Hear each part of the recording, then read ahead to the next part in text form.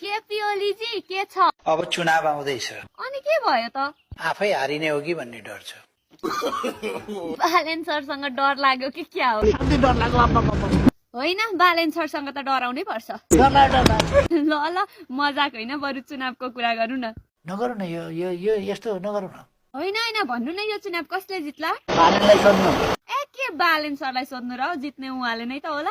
चुनाव गराए एमाले चुनाव जित्छ न। होइन, अब त देश जेनजीले बनाउँछ।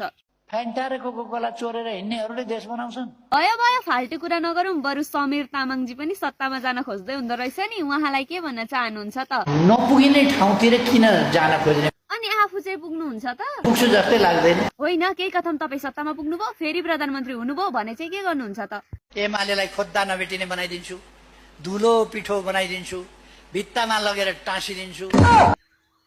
अनि अरू के गर्नुहुन्छ त? म देशलाई धोका दिन्छु, पार्टीलाई धोका दिन्छु, जनतालाई धोका दिन्छु। तपाईँको त दिमागले नै काम गर्न छोड्यो क्या हो? म त कति बिचरा भएको होला हेर्नुहोस् त। भइगयो, अब सबै कुरा छोडौँ कि बरु यो भिडियो हेर्नेलाई के भन्न चाहनुहुन्छ नि? लाइक त थिचिदिनुहोस् बाबा।